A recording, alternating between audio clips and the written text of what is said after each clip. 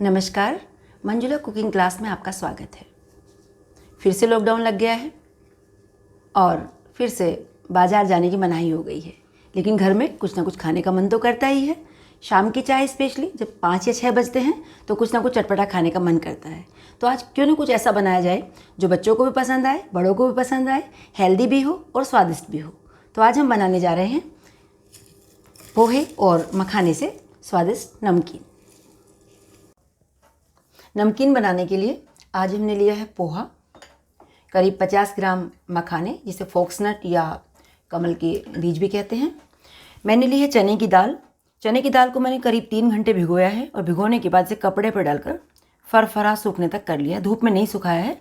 देख सकते हैं कितनी सॉफ्ट अभी भी है ये। 50 ग्राम ली है मैंने कच्ची मूंगफली के बीज,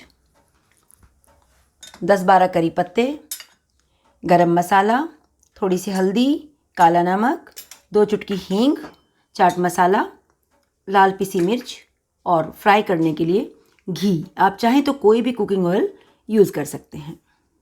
नमकीन बनाने के लिए हमें सबसे पहले सारी चीज़ों को तलना पड़ेगा। इसके लिए मैंने गैस पे रखा है पैन और पैन में डाला है घी।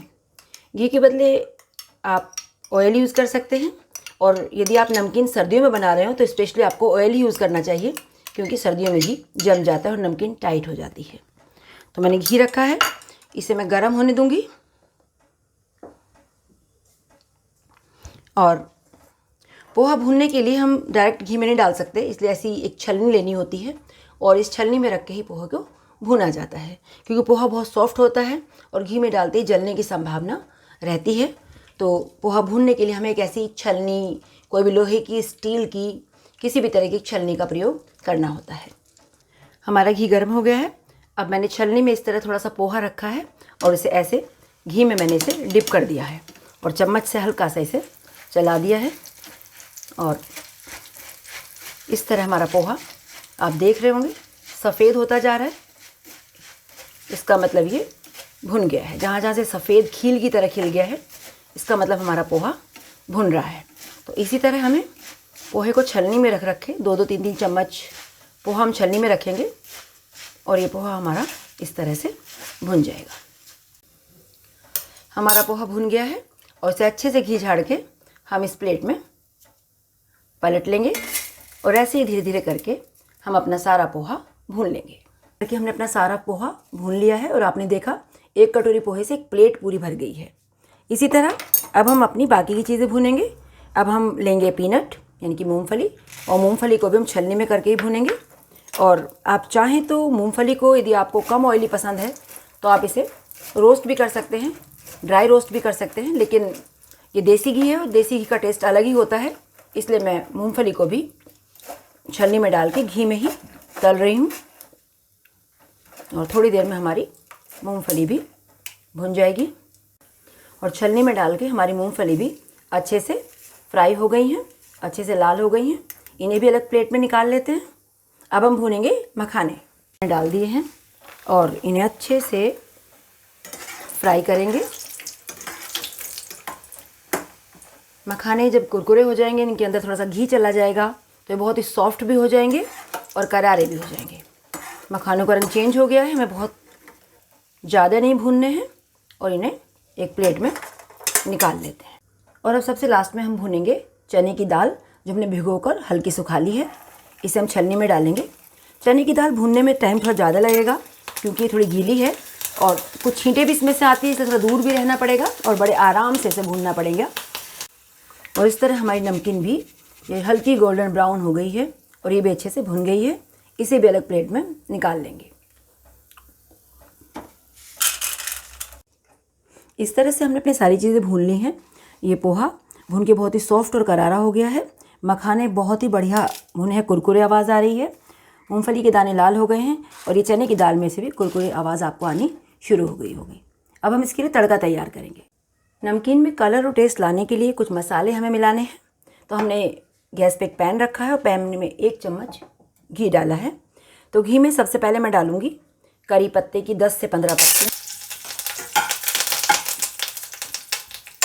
अच्छे से इन्हें भून लूँगी और उसमें मिलाऊँगी आधी चम्मच हल्दी। गैस को ऑफ कर देंगे हल्दी के भुनने से। गैस को मैंने ऑफ़ कर दिया है, हल्दी अच्छे से भुन गई है। अब हम सारे मसालों को इसमें मिक्स करेंगे। अब एक मिक्सिंग बाउल में हम सब चीज़ों को डाल लेंगे। ये डाला मैंने पोहा, भुना हुआ पोहा, और इसकी आवाज़ से आपको पता लग रहा होगा कि कितना करारा और क्रंची ये पोहा भुनने के बाद हो गया है। इसी में ऐड करेंगे हम मूंगफली और भुने हुए मखाने, और लास्ट में चने की दाल। 4-5 चीज़ों के मिक्सचर से इसका कलर भी खूबसूरत हो गया है। हम इन्हें अच्छे से मिक्स कर लेंगे सब चीज़ों को। और अब जो हमने करी पत्ता और हल्दी पकाई थी, इसे इसमें डाल देंगे।